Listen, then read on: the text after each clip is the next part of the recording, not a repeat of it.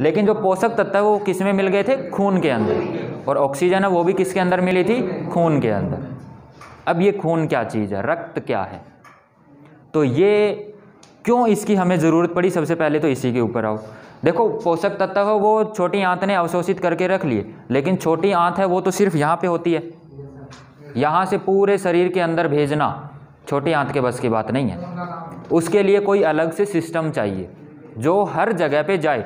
मतलब यहाँ आप अगर थोड़ा सा काट के देखोगे तो यहाँ से भी खून निकलेगा, पैर से काट के देखो कहीं से भी आपके थोड़ी सी भी चोट निकले, चोट लग जाए, क्या निकलेगा? खून निकलेगा। यानी कि खून वो है जो पूरे शरीर के अंदर जाता है और जाके वापस भी आता है, आना चाहिए उसको वापस। क्यों?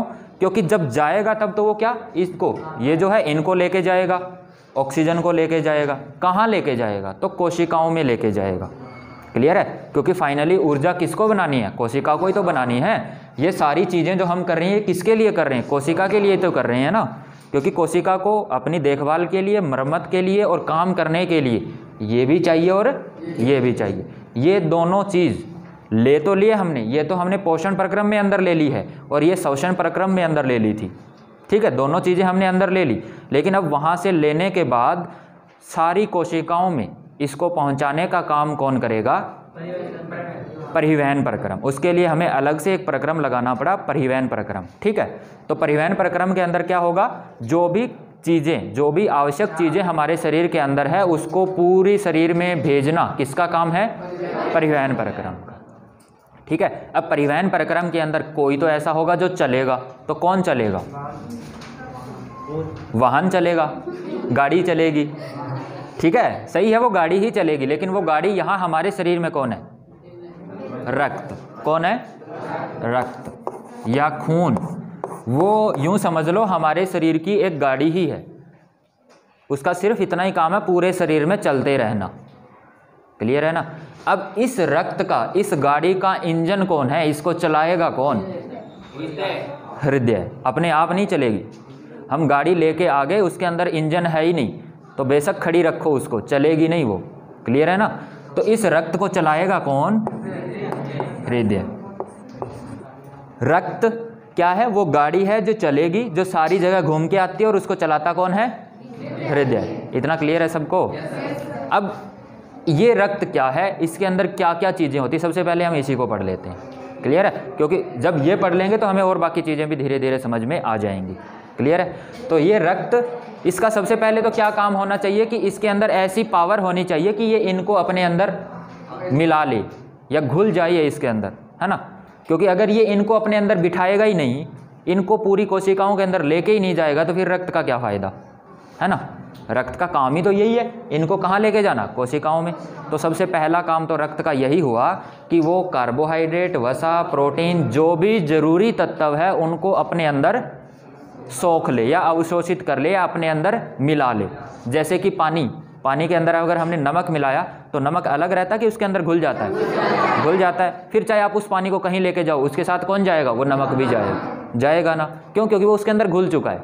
क्लियर है? बिल्कुल ऐसे ही जब रक्त आंत के, छोटी आंत के पास जाता है ना, तो वहाँ से ये चीज़ किसके अंदर घुल जाते हैं? रक्त के अंदर। क्लियर है? अब रक्त के अंदर घुलने के लिए रक्त को कैसा होना चाहिए? ठोस होना चाहिए, तरल होना चाहिए कि गैस होना चाहिए? तरल होना चाहिए, है ना? क्योंकि तरल होगा तभी तो वो अपने अंदर उनको मिला सकेगा, घुला सकेगा और उसके बाद चल भी आसानी से सकेगा। ठीक है ना? अगर वो तरल ना होता, ठोस होता, तो चल ही नहीं पाता। ठीक है ना? और अगर गैस होता तो भी चलने के लिए उसे ऐसी पाइप चाहिए होती। गैस होता तो चल तो पाता, लेकिन आपको पता है पानी या तरल पदार्थ को चलाने के लिए ऐसी पाइप चाहिए जो इतनी ज़्यादा मजबूत ना हो तो भी काम चल जाएगा। लेकिन आपने गैस सिलेंडर की पाइप देखी है? कितनी मजबूत बनी होती है वो, है ना? वो इसीलिए क्योंकि गैस है, उसको चलने के लिए मजबूत पाइप चाहिए। क्यों चाहिए? क्योंकि वो प्रेशर ज़्यादा लगाती है, बल ज़्यादा लगाती है। अगर पाइप मजबूत नहीं होगी तो पाइप फट सकती है ना? इसलिए बीच की कंडीशन कौन है कि ये रक्त है, ये कैसा होना चाहिए? तरल। और हमारे अंदर हमने देखा है तरल होता भी है। क्लियर है? रक्त तरल पदार्थ है। क्यों होता है तरल? इतना समझ में आया? क्योंकि इसको जो छोटी छोटी नलिकाएं हैं उनके अंदर चलने की आसानी होती है। अगर ये ठोस होगा तो चल ही नहीं पाएगा, और अगर गैस है तो फिर वो नलिकाएं हैं, वो अपनी पाइप है वो फट जाएंगी। क्लियर है? या फिर उनको बहुत मजबूत बनाना पड़ेगा। तो पहली चीज़ रक्त तरल है। क्लियर है? तरल के अंदर इसको कौन बनाता है तरल? तो इसके अंदर एक चीज़ होती है प्लाज्मा। क्या होता है? प्लाज्मा। क्लियर है? ये प्लाज्मा क्या करेगा? इस रक्त को तरल रखेगा, लिक्विड रखेगा। ठीक है। अब इसी प्लाज्मा के अंदर कुछ और चीज़ें भी होती है जो अलग अलग चीज़ों को अपने साथ मिलाए रखती है, या जिनका काम अलग अलग बटा, क्योंकि ये प्लाज्मा अकेला सारी चीज़ें नहीं संभाल सकता।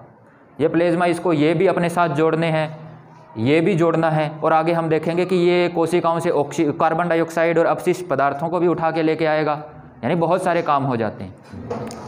प्लाज्मा क्या है? प्लाज्मा कोशिकाओं का एक समूह है। ठीक है ना? और कोशिकाओं का समूह, ये आपने 9th क्लास में पढ़ा होगा, कोशिकाओं का ऐसा समूह जो एक कोई फिक्स काम करता है, उसका नाम होता है ऊतक। तो प्लाज्मा क्या हुआ? प्लाज्मा अगर ऊतक है तो रक्त भी क्या हुआ? ऊतक। क्लियर है? और रक्त काम क्या करता है? सारी चीज़ों को आपस में जोड़ता है, इसलिए इसको हम कहते हैं रक्त है वो एक संयोजी ऊतक है। क्या है? संयोजी ऊतक। क्यों कहते हैं इसको संयोजी ऊतक? क्योंकि ये बहुत सारी चीज़ों को आपस में जोड़ता है। मतलब यहाँ वाली चीज़ है उसको भी यहाँ से लेके और अपने हार्ट के साथ जोड़ देगा, हार्ट से फिर आंत के साथ जोड़ देगा, फेफड़ों के साथ जोड़ देगा, क्योंकि सारी जगह इसको घूमना होता है। क्लियर है? इसलिए हम इसको बोलते हैं संयोजी ऊतक। ऊतक का मतलब तो समझ में आया, कोशिकाओं का एक समूह, उसी को हम बोलते हैं ऊतक। क्लियर है? और कोशिकाओं का ऐसा समूह जो एक फिक्स काम करता है। ये प्लाज्मा फिक्स काम है। इसका क्या काम है? इस रक्त को तरल बनाना और इसके अंदर अपनी बहुत सारी चीज़ें आपस में मिला लेना। क्लियर है ना? इसलिए रक्त क्या है? एक संयोजी ऊतक है। क्लियर है? अब संयोजी ऊतक यानी कोशिकाओं का समूह, तो उसके अंदर कुछ अलग अलग कोशिकाएं भी होंगी जिनका नाम भी अलग अलग है। अब इनके अंदर कुछ जो कोशिकाएं होती हैं उनमें से एक होती है RBC, जिनका नाम है लाल रक्त कोशिकाएं या लाल रक्त कणिकाएं। क्लियर है? एक तो ये तरीके की कोशिकाएं हुई, एक कोशिकाएं और होती है WBC, वाइट ब्लड कार्पसल्स या सफ़ेद रक्त कोशिकाएं। ठीक है? ये आपने पढ़ रखे होंगे, है ना? RBC, WBC और एक होते हैं प्लेटलेट्स। ठीक है? प्लेटलेट्स, ये 3 तरीके की कोशिकाएं किसके अंदर? रक्त के अंदर ही होती है। क्लियर है?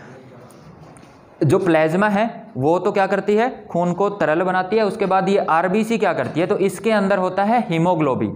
क्या होता है? हीमोग्लोबिन। वो क्या काम करता है? वो सबसे पहले तो जो ये लाल रक्त कणिका है, इसका रंग जो लाल है वो हीमोग्लोबिन के कारण ही होता है। इसका रंग लाल मतलब खून का रंग लाल, वो भी किसके कारण? हीमोग्लोबिन के कारण। क्लियर है इतना? अब वो हीमोग्लोबिन करता क्या है? तो कल हमने देखा था, ऑक्सीजन को, जो फेफड़ों से ऑक्सीजन को उठाएगा, वो जो इस RBC के अंदर कौन है? हीमोग्लोबिन जो है वो किसको उठाएगा? ऑक्सीजन को उठाएगा। क्लियर है इतना? ठीक है ना? ऑक्सीजन को उठाने का काम हो गया। रक्त के अंदर कौन स्पेसिफाई है, किसका काम है ऑक्सीजन को उठाना? तो RBC के अंदर जो हीमोग्लोबिन है वो उठाएगा। क्लियर है? अब इसके बाद जो पोषक तत्व बच गए उनमें से बाकी सारे, वसा को छोड़कर बाकी के सारे जो है प्रोटीन है, विटामिन है, उसका वो कौन उठा लेगा? ये प्लाज्मा अपने अंदर उनको मिक्स कर लेगी। लेकिन वसा को मिक्स करना इस प्लाज्मा के थोड़ा सा मुश्किल हो जाता है। ठीक है? उसके लिए एक और चीज़ बनती है जिसका नाम है लसिका। क्या नाम है? लसिका या लसिका द्रव्य। ये सफ़ेद रंग का पदार्थ है जो इस खून से ही बनता है। ठीक है? अलग से बनता है और उसका काम सिर्फ इतना है, जो शुद्धांत्र यानी कि छोटी जो आंत है उसके अंदर जो वसा अवशोषित हुई थी उसको ये लसिका क्या करता है? अपने अंदर अवशोषित करता है और बाकी कोशिकाओं के अंदर भेजता है। क्लियर है? तो ये सारी चीज़ें किसके अंदर होती है? खून के अंदर। क्लियर है? क्या इसको लिखें एक छोटे से क्वेश्चन में?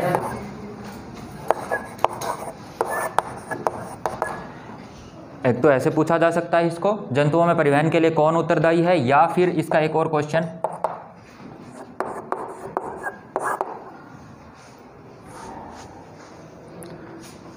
शरीर में परिवहन करने के लिए गाड़ी हमने बना ली है रक्त।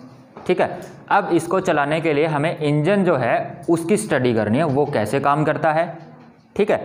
कैसे खून है वो छोटी आंत से चीज़ों को उठाएगा, कैसे खून है वो ऑक्सीजन को उठाएगा क्या सिस्टम कैसे लगा होता है हमारे शरीर के अंदर। अब इस काम को करने के लिए, यानी कि खून को सारे भागों में भेजने के लिए और वहाँ से वापस बुलाने के लिए जो चीज़ लगी होती है जंतुओं के अंदर, उसका नाम क्या है? हृदय या हार्ट।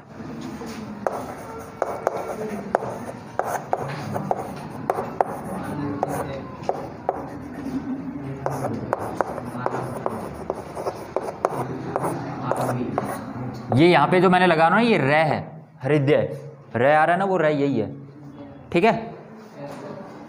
मानव हृदय डायग्राम ये है। क्वेश्चन जो इसका पूछा जाएगा डायरेक्ट, या तो पूछा जाएगा मानव हृदय का नामांकित चित्र, नाम लिखकर चित्र बनाइए, तो ये बनाना होता है, ठीक है। अब दूसरी चीज़, अगर पूछा जाएगा दूसरा क्वेश्चन तो ये कि मानव हृदय का चित्र बनाकर उसकी कार्यविधि समझाइए, यानी कि वो कैसे काम करता है। क्लियर है? तो इसका काम क्या होगा? किसका इंजन है ये? खून का इंजन है, यानी कि खून को चलाने का काम करेगा, काम यही है इसका। अब कैसे चलाएगा वो है हमारे लिए इंपॉर्टेंट। एक लाइन लिखने से काम तो चलने वाला है नहीं, है ना। कैसे चलाएगा, कहाँ से क्या चीज़ें लेके आएगा, कहाँ पे क्या भेजेगा, वो चीज़ें, ठीक है। अब इसके अंदर कौन आएगा? खून आएगा, और खून ही जाएगा। खून क्या है? तरल पदार्थ है, और तरल पदार्थों को चलाने के लिए हमें क्या चाहिए? पाइप चाहिए। पाइपों का एक जाल चाहिए, उसके बिना तो नहीं चला सकते। जैसे कि हमारे घर पे पानी आता, किससे आता है? पाइपों से ही आता है ना। तो बस यही सेम चीज़ें इसके अंदर है। जो ऊपर ये इतनी सारी चीज़ें आपको दिख रही है ना, ये सारी पाइपों को लगने के लिए, पाइपों को जोड़ने के लिए कनेक्शंस है। मतलब यहाँ पे भी पाइप जुड़ी हुई है, यहाँ पे भी पाइप जुड़ी हुई है, यहाँ पे भी पाइप जुड़ी हुई है, यहाँ पे अलग पाइप जुड़ी हुई है, यहाँ पे एक अलग पाइप जुड़ी हुई है, ये इधर भी। समझ रहे हो? इतना सारे, ये सारे क्या है? पाइपों को जुड़ने के लिए कनेक्शन है। और पाइपों को जुड़ने के लिए कनेक्शन इसलिए दे रखे हैं इसके अंदर, क्योंकि इसके अंदर तरल पदार्थ आएगा।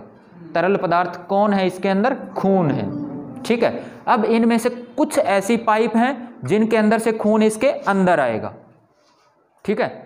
और कुछ ऐसी पाइपें हैं जिनके अंदर से खून इससे बाहर जाएगा। दो तरीके की पाइप हुई ना, एक अंदर आने वाली और दूसरी बाहर जाने वाली।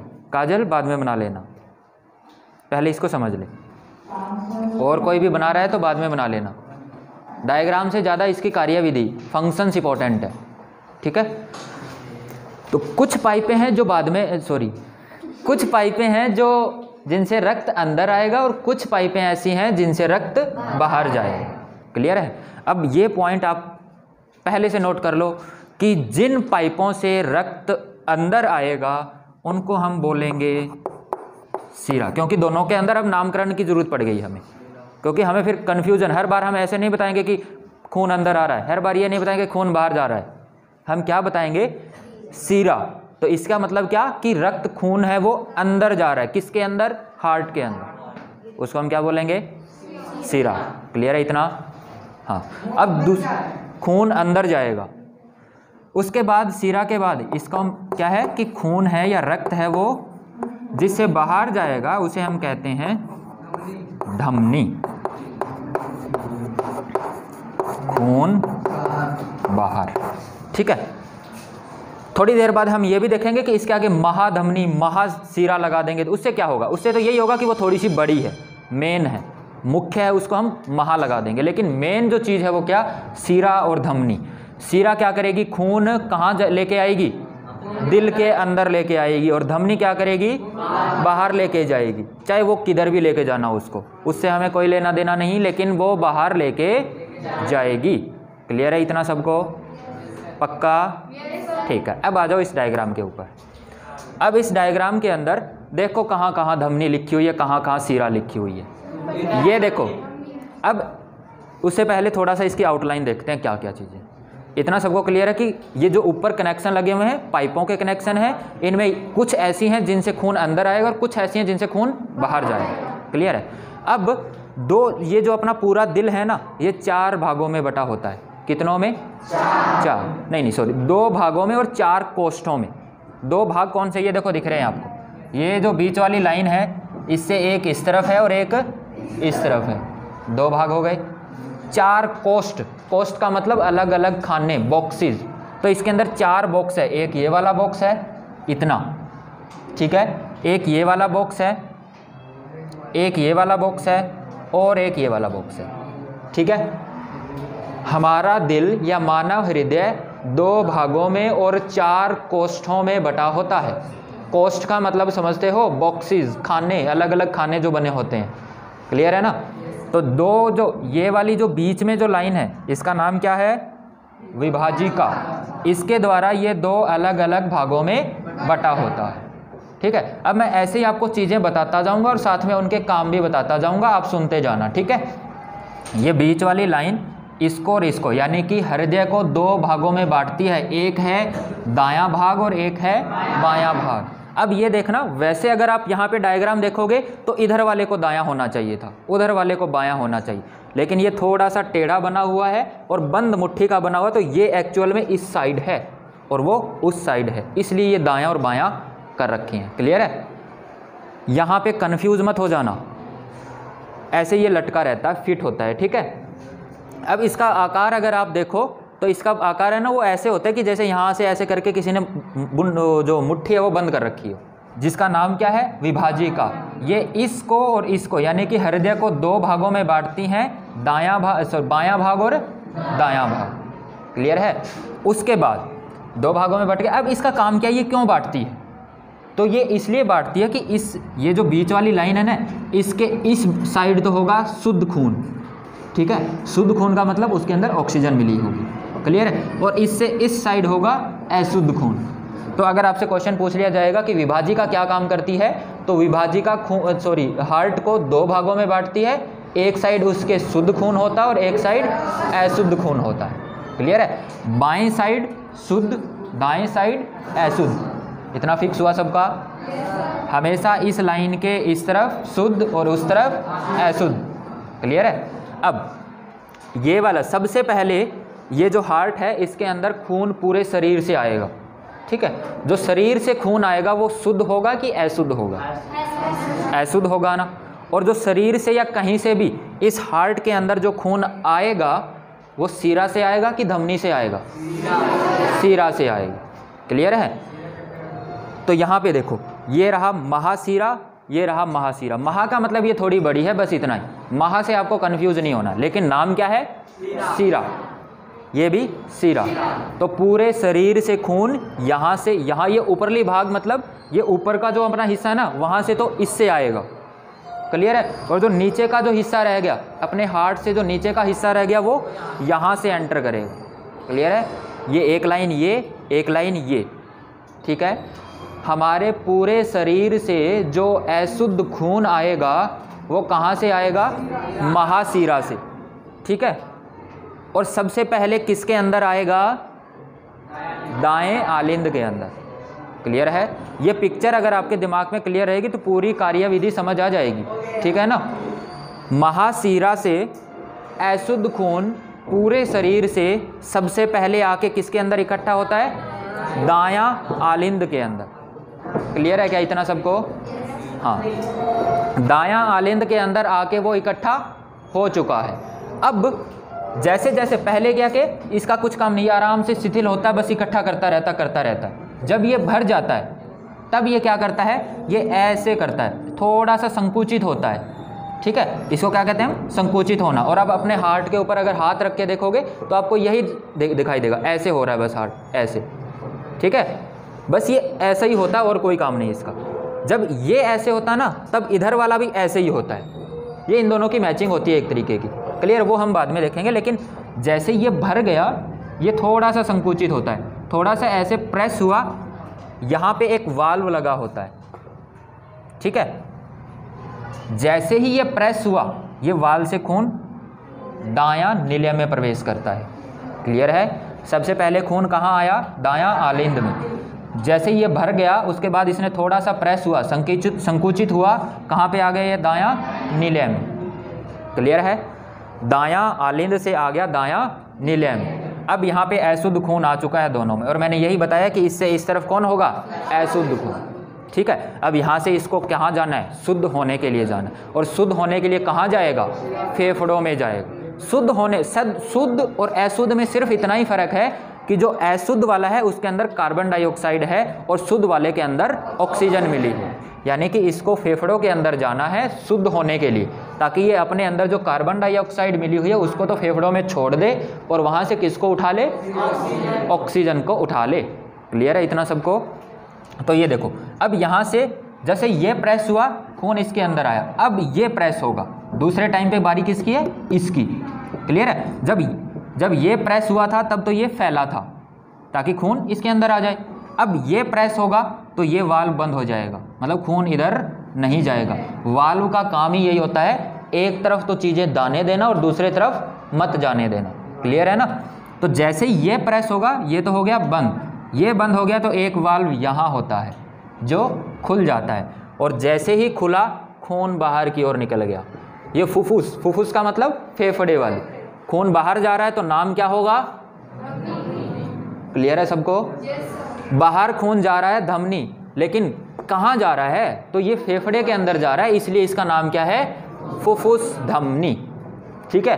कौन सा खून जा रहा है इसके अंदर, अशुद्ध खून जा रहा है। कहाँ जा रहा है, फेफड़ों के अंदर जा रहा है। वहाँ क्या लेके आएगा, वहाँ से ऑक्सीजन, क्या छोड़ के आएगा वहाँ पे, कार्बन डाइऑक्साइड। क्लियर हो रहा है इतना? तो यहाँ से खून निकल गया फेफड़ों के अंदर। फेफड़ों का काम हम कल पढ़ चुके हैं, तो वो यहाँ पे पढ़ने की ज़रूरत नहीं है। क्लियर है? तो यहाँ से खून फेफड़ों के अंदर निकल गया। अब फेफड़ों के अंदर आपने कल देखी थी कूपिका होती है, छोटी छोटी गोल संरचनाएं जिनके अंदर ऑक्सीजन भरी होती है, वहाँ ये खून जाता है, कार्बन डाइऑक्साइड छोड़ता है, ऑक्सीजन उठाता है। ठीक है? अब वहाँ से ये वापस आएगा। ठीक है? वापस आएगा तो कहाँ से आएगा, सीरा से ही आएगा। क्लियर है? लेकिन इन सिराओं से नहीं आएगा, क्योंकि ये सिरा तो अपनी जुड़ी हुई है। ठीक है? शुद्ध खून इधर ही आएगा। तो ये देखो फुफ्फुस सिराएं, यहाँ पे खून कहाँ से आ रहा है, फेफड़ों से। जो हमने यहाँ से अभी भेजा था थोड़ी देर पहले, वो यहाँ से वापस आ गया। क्या लेके आया, ये शुद्ध खून, यानी कि ऑक्सीजन लेके आया वहाँ से, और आते ही किसके अंदर एंटर किया, इसका नाम क्या है, बायां आलिंद। यानी कि शुद्ध खून सबसे पहले किसके अंदर आता है, बायां आलिंद में। क्लियर है? बायां आलिंद में आया, ये शिथिल है, बस इकट्ठा कर रहा है फटाफट से। जैसे ही ये भर गया, ये क्या करेगा, संकुचित होगा, प्रेस होगा, और जैसे ये प्रेस हुआ, यहाँ पे एक वाल्व होता है जो खुल जाता है और खून कहाँ जाता है, बायां नीले में। क्लियर है? बायां आलिंद से खून कहाँ गया, बायां नीले में। ये जैसे ये संकुचित हुआ, ये फैल गया, खून यहाँ पे इकट्ठा हुआ। अब यहाँ से क्या होगा, जैसे ही ये भर जाएगा फिर इसकी बारी आएगी। पहले ये संकुचित हुआ था, अब ये संकुचित होगा। ठीक है? ये जैसे ही ऐसे फैलेगा तो ये वाला वाल्व तो बंद और ये वाला वाल्व खुल जाएगा, और जैसे ही ये खुला, ये पाइप जो इसके नीचे से जा रही है, इसके नीचे से होके और निकल गया। महाधमनी, धमनी मतलब खून बाहर निकल रहा है, लेकिन महाधमनी में कैसा खून है, शुद्ध खून है। ठीक है ना? क्यों? क्योंकि यहाँ से जो आया था वो शुद्ध खून था। अब यहाँ से निकल गया, ये महाधमनी कहाँ जाती है, हमारे पूरे शरीर के अंदर। क्लियर है ना? पूरे शरीर में खून चला गया। आया कहाँ से था, महाशिरा से, गया कहाँ से, महाधमनी से। अब एक एक चीज़ें मुझे बताना थोड़ी सी। महाशिरा, खून पूरे शरीर से आया, कैसा था, अशुद्ध या गंदा रक्त। ठीक है? इसके बाद महाशिरा से आया, किसके अंदर आया, दायां आलिंद के अंदर आया, दायां आलिंद के अंदर आया। ठीक है? ऊपर वाले पोर्शन दोनों को देखो, इधर भी आलिंद, ऊपर वाला पोर्शन, आलिंद ऊपर वाला पोर्शन, नीले नीचे वाला पोर्शन। यहाँ से तो खून आ रहा है। ठीक है? फिर यहाँ से निकला, ये वाला जो है यहाँ से खून जा रहा है। ठीक है? दो पाइपें हुई। फिर यहाँ से जो निकला था वही खून दोबारा आएगा, यहाँ से तीसरी पाइप हुई, यहाँ से अंदर गया, और यहाँ से ये वाली पाइप चौथी, जहाँ से निकल गया। क्लियर हुआ क्या इतना सबको? यही है इसकी मेन कार्यविधि, किसकी, हार्ट की, दिल की। क्लियर है? अब महाशिरा से गंदा रक्त आया, किस में आया, ये दायां आलिंद में। दायां आलिंद से कहाँ गया, ये दायां नीले में। दायां नीले से ये कहाँ गया, फुफ्फुस धमनी। दायां नीले से कहाँ गया, फुफ्फुस फुफ्फुस धमनी। अब फुफ्फुस धमनी में कैसा खून था? गंदा ही है, ये ध्यान रखना। कहाँ गंदा है और कहाँ शुद्ध है, ये चीज़ आपके दिमाग में होनी चाहिए, ठीक है। फुफ्फुस धमनी से गंदा खून फिर यहाँ से कहाँ गया? ये फेफड़ों में गया। फुफ्फुस धमनी कहाँ लेके जाएगी? फेफड़ों में ही तो लेके जाएगी इसको। फेफड़ों से वापस आया किसके अंदर? फुफ्फुस सीरा। अब फुफ्फुस सीरा के अंदर शुद्ध खून है कि अशुद्ध? शुद्ध खून है। फुफ्फुस से कहाँ आया? बायां आलिंद में। बायां आलिंद में शुद्ध खून है कि अशुद्ध? शुद्ध खून है। बायां आलिंद से कहाँ गया? बायां नीले। और बायां नीले से कहाँ गया? महाधमनी। महाधमनी में शुद्ध है कि अशुद्ध है? शुद्ध। ठीक है, ये मैंने एक एरो डायग्राम, हम कहाँ से चले? महाशिरा से ऐसे घूमते घूमते घूमते घूमते और महाधमनी में पहुँच गए। महाधमनी से कहाँ गया? ये शरीर में। और शरीर से वापस आ गया महाशिरा में। महाशिरा से फिर ऐसे चलता रहेगा फिर ऐसे। क्लियर है? ये एक एरो डायग्राम आप बना लो। क्वेश्चन लिख लेते हैं क्या?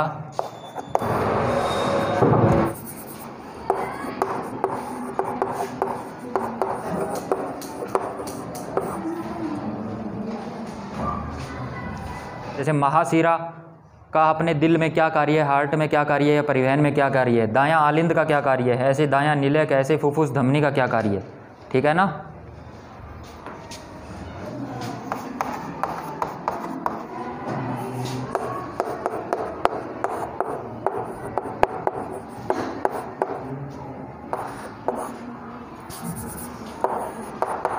क्या चीज़ होती है? तो आपने यहाँ देखा कि महाशिरा है वो तो अशुद्ध खून को हृदय के अंदर लेकर आएगी, और महाधमनी है वो शुद्ध खून को पूरे शरीर में लेके जाएगी। मतलब कहीं पे तो फिर ऐसी जगह होगी ना जहाँ पे ये धमनी और शिरा आपस में मिलती होंगी, क्योंकि एक लेके जा रही है और दूसरी उसी को वापस लेके आ रही है। एक जा रही थी और एक आ रही है, ठीक है ना? तो दोनों कहीं ना कहीं शरीर के अंदर आपस में मिलती भी होंगी, जहाँ पे एक शुद्ध खून लेके जाती है और दूसरी वहाँ से अशुद्ध उठाती है। तो वो कहाँ पे उठाती है? कोशिकाओं के अंदर उठाती है। कोशिकाओं के अंदर बहुत पतली पतली लाइनी सी होती है, जहाँ पे एक तरफ से शुद्ध खून प्रवेश करता है, फिर वहाँ पे वो ऑक्सीजन छोड़ता है, कार्बन डाइऑक्साइड उठाता है और फिर आगे की ओर निकलता है। वहाँ जो छोटी सी पाइप होती है ना, उसको बोलते हैं हम क्या? केसी कार्यविधि। इसके साथ जब ये क्वेश्चन पूछा जाए, क्वेश्चन हमने क्या लिखा था? हृदय की कार्यविधि समझाइए। तो उसके अंदर हार्ट का चित्र जो हमने बनाया था ना अभी, वो नहीं बनाना। वो तो सिर्फ तभी बनाना जब आपसे पूछा जाए हृदय का नामांकित चित्र बनाए। क्लियर है? तो इसके लिए फिर अगर डायग्राम पूछ लिया जाए तो कौन सा डायग्राम हम बनाएंगे? अशुद्ध खून लेके जा रही थी, 2 पाइप इधर थी, 2 पाइप यहाँ थी, यहाँ पे एक है वो अशुद्ध खून लेके आएगी। क्लियर है ना? समझ गए इतनी चीज़? अब यहाँ से जो अशुद्ध खून लेके आएगी वो कहाँ से लेके आएगी? तो वो लेके आएगी यहाँ जो पूरे शरीर के अंदर जो कोशिकाएं बिखरी हुई है वहाँ से, पूरे शरीर से ही लेके आएगी। तो ये पूरे शरीर से ऐसे कोशिका से लेके आएगी। यहाँ पे जाके हम वो दिखाएंगे जहाँ से वो अशुद्ध खून उठाती है, यानी कि कोशिकाएं। ठीक है? कोशिकाएं के अंदर बिल्कुल पतली पतली नलिकाएं बनी होती है, बहुत छोटी छोटी, जिनका नाम हमने क्या दिया था? केशिकाएं। जहाँ पे एक तरफ तो ये होगी शिरा और दूसरी तरफ होगी धमनी। क्लियर है ना? तो यहाँ पे पतली पतली लाइनें हम ऐसे बना लेते हैं। समझ आ रहा है क्या? ये कोशिकाएं कहाँ होती है? पूरे शरीर के अंदर, कोशिकाओं के अंदर। ठीक है ना? इनका नाम क्या है? केशिकाएं। ठीक है, केशिकाएं। अब इसके बाद ये यहाँ से इसके अंदर क्या आएगा? शुद्ध खून। वो कहाँ से आएगा? तो वो यहाँ से होती है धमनी, यहाँ से आएगा ना। क्लियर है इतना? तो यहाँ से ये रहा, ये मैंने पाइप बना दी।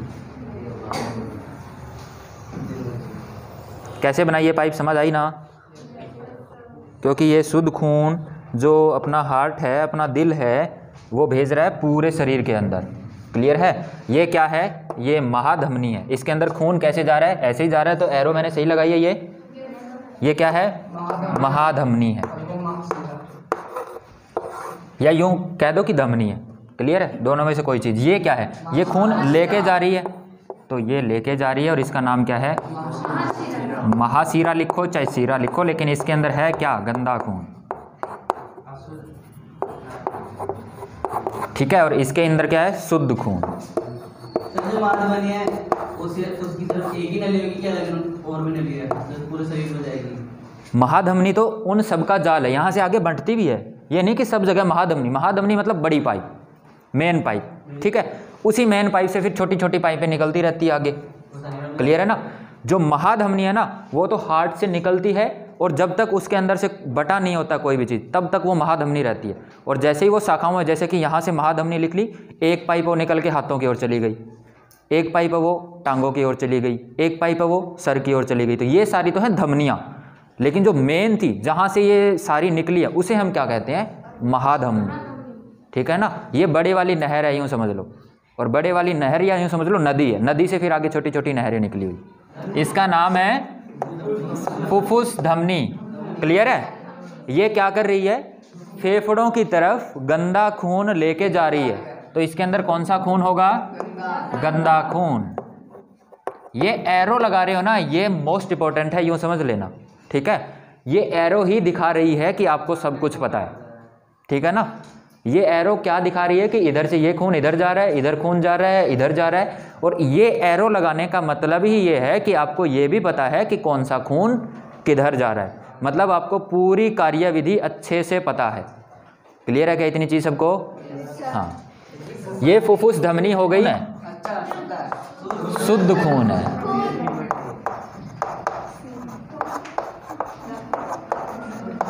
इतना क्लियर है क्या सबको? अब अगर ये डायग्राम क्लियर है तो आपके 4 क्वेश्चन क्लियर हो जाएंगे कि फुफ्फुस धमनी कहाँ से कहाँ खून लेके जा रही है, हृदय से फेफड़ों के अंदर। ये यहाँ पे क्या है, फेफड़े, या यूँ लिखो फेफड़ों की केशिकाएं। क्या है ये, कोशिकाएं मत लिख देना, ये केशिकाएं हैं। ठीक है? हाँ, ये हुआ पहला क्वेश्चन। सेकंड क्वेश्चन, फुफ्फुस सीरा, उसके अंदर कैसा खून होता है, शुद्ध खून। कहाँ से कहाँ लेके आती है वो, फेफड़ों से हृदय के अंदर। ठीक है ना? 2 क्वेश्चन हुए। तीसरा क्वेश्चन, महाधमनी कहाँ से कहाँ लेके जाती है खून को, हृदय से केशिकाओं में, या यूं कहें कि हृदय से पूरे शरीर के अंदर जो खून लेके जाती है कौन, महाधमनी। कैसा खून लेके जाती है, शुद्ध खून। अब दूसरी चीज, महाशिरा, ये इसके अंदर कैसा खून होता है, गंदा खून। कहाँ से कहाँ लेके जाती है ये, शरीर से हृदय के अंदर। इतना क्लियर है सबको? अब इससे आगे थोड़ी सी और, वो क्या कि जब ये हार्ट है, अब इसकी धड़कन के ऊपर बात करते हैं कि ये धड़कता है तो क्या क्या काम होते हैं इसके अंदर। तो यहाँ पे ये देखो, एक ये था बायां, क्या था ये, दायां आलिन, दायां निलय, बायां बायां। क्लियर है? इनके अंदर, दोनों के अंदर शुद्ध खून, इन दोनों के अंदर अशुद्ध खून। इतना भी क्लियर है आपको? अब जब ये हार्ट बीट होती है तो हार्ट बीट आपको पता है ऐसे होती है, ऐसे, बस इस हार्ट के अंदर ऐसे काम हो रहा है, इसी को हम कहते हैं हार्ट बीट। क्लियर है? अगर आप फील करके देखोगे तो जो अपने हृदय की धड़कन है वो ऐसे हो रही है। जब ये एक बार ऐसे होके और ऐसे होता है, इसको हम कहते हैं एक हार्ट बीट। क्लियर है? 1 मिनट में ये ऐसे 72 बार कर चुका होता है, 72 टाइम्स। जब संकुचित होता है तब 2 काम होते हैं। जो जब जैसे ये ऐसे प्रेस हुआ, ऐसे प्रेस हुआ, तो यहाँ से अशुद्ध खून तो कहाँ जाएगा, फेफड़ों में, और शुद्ध खून कहाँ जाएगा, अशुद्ध खून फेफड़ों में जाएगा और शुद्ध खून केशिकाओं यानी कि हमारे शरीर में जाएगा। कब? जब ये प्रेस होगा, संकुचित होगा। क्लियर है क्या इतना? और जब ये संकुचित से वापस फैलेगा तब अशुद्ध खून पूरे शरीर से तो हृदय के अंदर आएगा, और एक यहाँ फेफड़ों से किसके अंदर आएगा, हृदय में। क्लियर है? यानी कि जब ये प्रेस होगा तब भी 2 काम करता है, और जब ये फैलता है तब भी 2 काम करता है। क्लियर है ना? और एक चीज़ और, एक ही बार में हमारे हृदय में खून 2 बार आता है, 2 बार जाता है। देखा ही आपने, जैसे ये प्रेस हुआ 2 बार निकला, किधर, एक तो फेफड़ों की तरफ और एक शरीर की तरफ। निकला 2 बार, और जैसे ही प्रेस होने के बाद वापस फैला तो 2 बार अंदर आया, एक फेफड़ों से और एक शरीर से। समझ रहे हो क्या इतनी चीज़? दो इसीलिए हमारे अंदर जो परिवहन हो रहा है, इसी को हम एक और नाम बोल देते हैं, परिसंचरण हो रहा है, इसको कहते हैं दोहरा परिसंचरण। कौन सा? क्यों कहते हैं दोहरा परिसंचरण? समझ में आया क्या? वो इसलिए कहते हैं क्योंकि इसके अंदर एक ही टाइम में 2 बार खून आता है और जाता है, यानी कि एक ही टाइम में, यानी पहले तो कहाँ जाएगा? फेफड़ों में जाएगा शुद्ध होने के लिए, ये एक टाइम हुआ, फेफड़ों से वापस आके फिर पूरे शरीर में जाएगा, ये दूसरी बार हुआ, यानी कि वही खून 2 चक्कर लगाता है हृदय के। क्लियर है ना? इसलिए इसको दोहरा परिसंचरण कहते हैं। जब ये प्रेस होता है तब खून कहाँ कहाँ जाता है? फेफड़ों की तरफ भी जाता है और शरीर की तरफ भी जाता है। फेफड़ों की तरफ जाता है अशुद्ध खून और शरीर की तरफ जाता है शुद्ध खून। लेकिन जब ये फैलता है तब अशुद्ध खून शरीर से किसके अंदर आता है? फेफड़ों के, हृदय के अंदर। अशुद्ध खून शरीर से हृदय के अंदर। क्लियर है इतना सबको? और जैसे ही फैलता है तो शुद्ध खून फेफड़ों से हृदय के अंदर। क्लियर है इतना सबको? अब ये डायग्राम बनाया क्या सबने? ये वहीं पे बनाना है। क्वेश्चन इसके ऊपर क्या लिखना है? हृदय की कार्यविधि समझाइए। वो कार्यविधि वाला रिटर्न में हम पहले लिख चुके हैं, ये उसका डायग्राम है। क्लियर है इतना सबको? हाँ, रफ कर दूं इसको? अब एक चीज़ और, ये जो महाशिरा, धमनी, ये क्या है? ये सारी की सारी क्या है? इनको क्या कहते हैं? रक्त वाहिनियाँ। क्या कहते हैं? रक्त वाहिनियाँ। तो रक्त वाहिनियाँ क्या हुई? जिनके अंदर से खून जाता है, यानी चलता है। जाता नहीं कहेंगे, चलता है।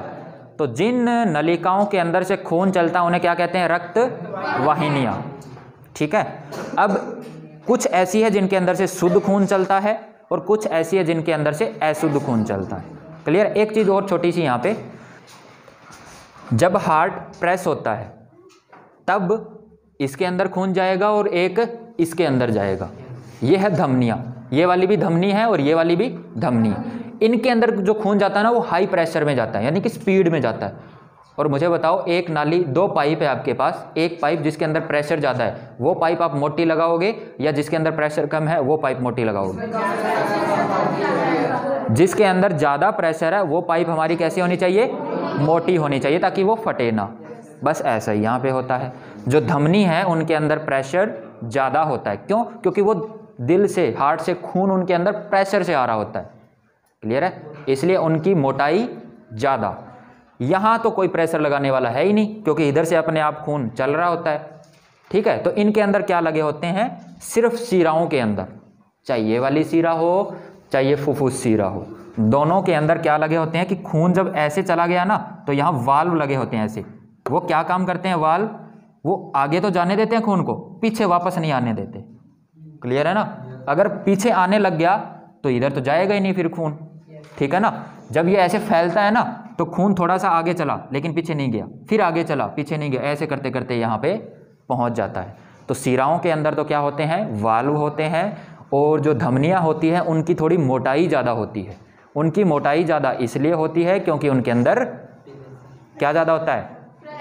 प्रेशर ज़्यादा होता है। और इनके अंदर वाल्व होते हैं। इनके अंदर वाल्व क्यों होते हैं? ताकि खून एक ही दिशा में जाए, वापस ना जाए। और इनके अंदर तो वापस जाने का कोई मतलब ही नहीं है। क्यों? क्योंकि पीछे पंप लगा हुआ है। जब पीछे मोटर लगी हो और हम पानी भेज रहे हो तो क्या पानी पीछे जाएगा मोटर की तरफ? नहीं जाएगा। क्यों? क्योंकि मोटर चल रही है। क्लियर है ना? मोटर बंद होगी तब तो कहीं नहीं जाएगा, तब तो आप ऊपर जाओगे। ठीक है ना? क्लियर है? ये रफ कर दूं? तो अब एक छोटा सा क्वेश्चन हम ये लिखते हैं कि ये रक्त वाहिनियां क्या चीज़ होती है?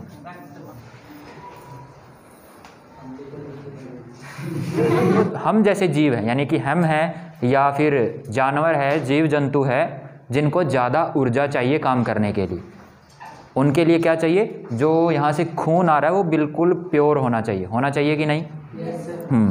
लेकिन अगर ये बीच वाली नाली, ये बीच वाली पाइप नहीं होती, विभाजिका नहीं होती, तो उनको जो खून है वो प्योर शुद्ध नहीं मिल पाता। ठीक है ना? और उनकी जो काम करने की क्षमता है वो घट जाती। क्लियर है? लेकिन कुछ ऐसे जीव भी हैं जिनको ज़्यादा काम करने की ज़रूरत नहीं होती, और ज़्यादा काम करने की ज़रूरत नहीं होती तो उनके अंदर ये बीच वाला भाग ही नहीं भी होता। ठीक है ना? ऐसे कौन से जीव है? तो जैसे मछली, उसका क्या काम है? उसका काम सिर्फ पानी के अंदर तैरना ही है, ज़्यादा और कुछ नहीं, ठीक है। ऐसे ही सरीसृप यानी कि जो रेंग कर चलते हैं या सांप, क्लियर है, उनके अंदर भी क्या होता है? उनके अंदर भी ये बीच वाली विभाजिका ये नहीं होती, ठीक है। अब ये जो उनके अंदर नहीं होती, उनका कारण यही है कि उनके खून में जो शुद्ध और अशुद्ध है अगर थोड़े बहुत मिल जाए ना तो भी वो जिंदा रह जाएंगे, उनको इतना फर्क नहीं पड़ेगा। लेकिन वो जीव जिनके अंदर ये शुद्ध और अशुद्ध खून आपस में मिल जाए वो जिंदा नहीं रह पाएंगे, जिनको ज़्यादा ऊर्जा चाहिए, जैसे कि हम, क्लियर है। तो ये भी एक क्वेश्चन बन सकता है कि कुछ जीव, अच्छा जिनके अंदर ये बीच वाली नहीं होगी, अब यहाँ पे कैसे बने हुए थे? एक तो ये बीच वाली लाइन, एक ऐसे भी कोष्ठ, इसे हम क्या बोला था? बायां आलिन बायां नीले, दायां आलिन दायां नीले, यही बोला था। जैसे ये हटा तो यहाँ पे जो ये आलिंद और नीले है इनकी संख्या भी कम ज़्यादा होगी। इनको हम कहते क्या? ये और टोटल 4 कोष्ठ, 2 भाग। तो जो सरीसृप होते हैं, जो रेंग कर चलते हैं, और उनके अंदर क्या होता है? उनके अंदर 1 कोष है, इनमें से वो कम हो जाता है, ठीक है। टोटल 3 ही कोष होते हैं। मछली जो होती है उनके अंदर 1 कोष और कम हो जाता है, उनके अंदर एक शुद्ध वाला होता है और एक अशुद्ध वाला होता है, ठीक है। तो आपसे ये भी क्वेश्चन पूछा जा सकता है कि मछलियों के हृदय के अंदर कितने कोष्ठ होते हैं? 2। सरीसृप के अंदर कितने कोष्ठ होते हैं? 3। उनके अंदर 2 और 3 होने का कारण क्या है? तो वो कारण ये है कि उनको अगर ऊर्जा कम मिल जाए तो भी वो जिंदा रह जाएंगे, ठीक है ना। लेकिन जो बहुकोशिकीय जीव है, जो स्थलचर होते हैं, यानी कि जो ज़मीन के ऊपर चलते हैं, हमारे जैसे, यानी कि हम जानवर, उनको 4 कोष्ठ वाला हृदय ही चाहिए। क्यों चाहिए? क्योंकि उन्हें पूरी की पूरी ऑक्सीजन चाहिए, और पूरी की पूरी ऑक्सीजन 4 कोष्ठ वाले हृदय से ही मिल सकती है। क्या ये क्लियर हुई चीज़? इसको हम लिख लेते हैं।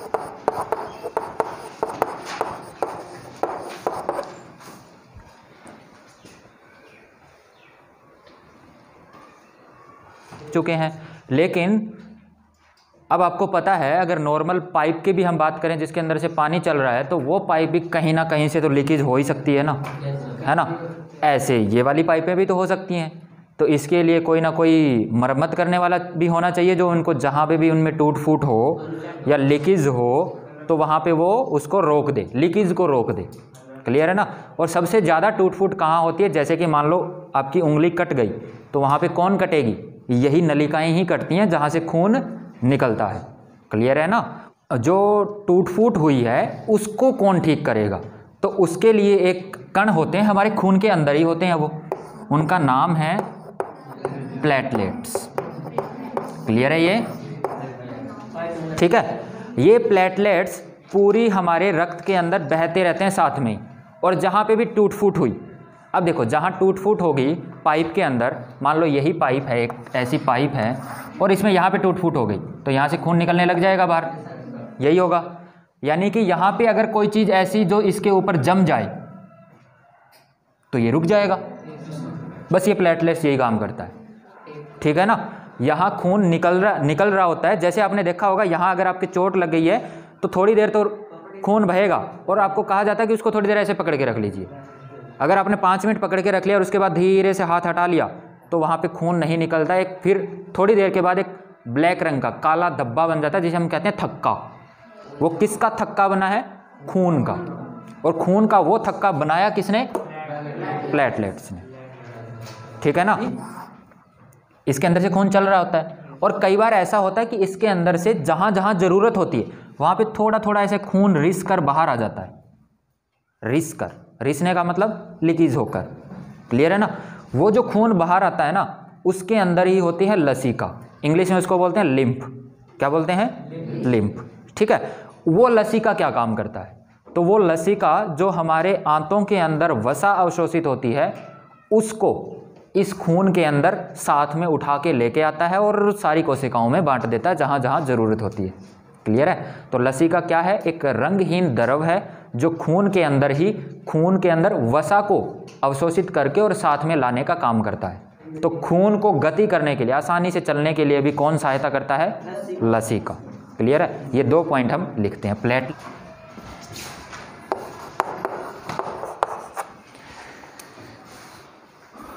यहाँ हो गया अपना मानव